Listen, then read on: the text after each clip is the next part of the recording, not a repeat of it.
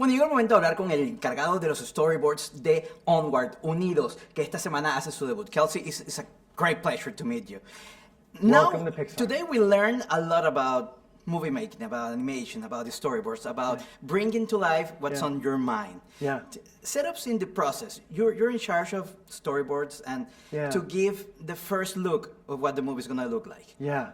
I mean, we literally take the written word and we're the first ones to visualize it. And it's pretty daunting because we don't have anything. In the beginning, we have, there are no designs. We don't know what the characters look like. We don't know what the environment looks like. Like, we're the ones who come up with it. So it's such a fun job because you get to do a lot. But it's also very daunting. Do you know what I mean? Because you're like, where do I begin? In the very beginning, we had to like, well, what does Ian look like? You know, and we haven't quite, we don't have to nail him down at the beginning because we have multiple years. But I remember telling Dan, well, we have to draw something, you know, so we have to put something down. So it's such a fun job because you get to invent a lot. Yeah, and it takes a lot of time, a lot of work. You showed us a picture of September 17, 2013. Yes, it was a long time ago. When you had nothing on the wall. No, man, I remember telling my kids, he's in elementary school, and I remember telling them, you're going to be in junior high when this movie's done.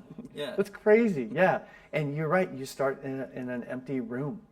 This is a fascinating new world for Pixar, giving us some fantasy mixed with reality. Yeah. How was the process of bringing that idea and accepting it? Like, okay, this is 2020, people is going to get what we're talking about mythology and about all the stuff. Yeah, it's interesting. There'll be times like, you know, fantasy, it's all made up stuff, but we'll argue over like, technically a unicorn doesn't have wings. That's a, you know, that's a pegacorn.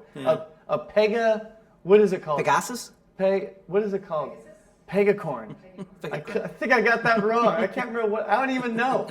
But here, we're arguing over like what it is, but it's all fake, you know? Yeah. But there's this kind of shared knowledge that we all have of fantasy that we need to stay true to, you know? And so we would have such funny conversations in the story room, arguing over, you know, what is a true unicorn. You've seen the movie like in several times and several periods and several stories combined. What do you take away when we see the final product, where we're sitting on the movie theater watching this movie? What is for you Onward, Unidos? Oh man, I would say, I remember Dan saying very early on the type of movie that he wanted to make. He's like, I really want to make a really fun, hilarious film that surprises you in the end and punches you in the gut with emotion that you didn't see coming, you know? And I'm like, well, I want to work on that. That sounds really like a fun thing. Like, because a lot of comedies, they go for emotion, but they kind of don't quite make it. You know, they're not as like honest and true, and they kind of make fun of the emotion. But here, like, Dan's a really funny guy, but you know, if you know, once he really is talking about his life and about his experience with his brother and with his mom and the dad he never met, there's some real emotion to it. And to me, that's my favorite part. I love making audiences laugh. I love making them feel something. And to me, when I can smile and kind of cry at the same time, that's where I want to be when I go to the movies. I think that's the key success of Pixar. Moving people, touching people, and that's because of the story and the great images that we see moving on the screen. Yeah, that's our job. Our job is to make the audience feel something. And if we can do it through our drawings, then it's really going to work. When all of these talented people take it and animate it and light it and render it, like, if it worked at the drawing level, it's really going to work at the final level. When you see the final movie in the theater or done, do you have like any special character that you like the most, or a special scene that you could share?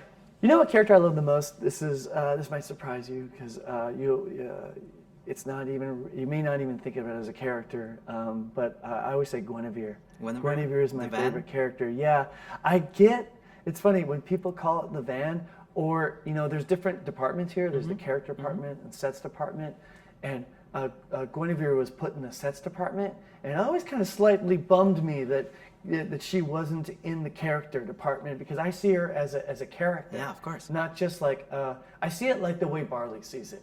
You know, she's this like living, breathing creature that's like, you know, going along the journey with them. And that's where she came from. All we're trying to do is take your classic fantasy quest and your fellowship, you know, that go off on this quest.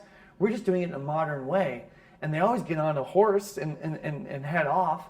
We're like, oh, what's the modern day horse? Oh, it'd be this van. So she's a part of the fellowship to me, and is one of my favorite characters that really didn't come until the middle of the movie. Around screening 4 is kind of when she started to take nice. shape. So I'm so happy that she's in the movie. Well, I'm so happy to see this movie in the theater. It's going to be great. It's great Yeah. already, and people's going to love it. Yeah, Thank I you. really hope people go out and see it. We're really proud of it. Thank I you. hope they enjoy it.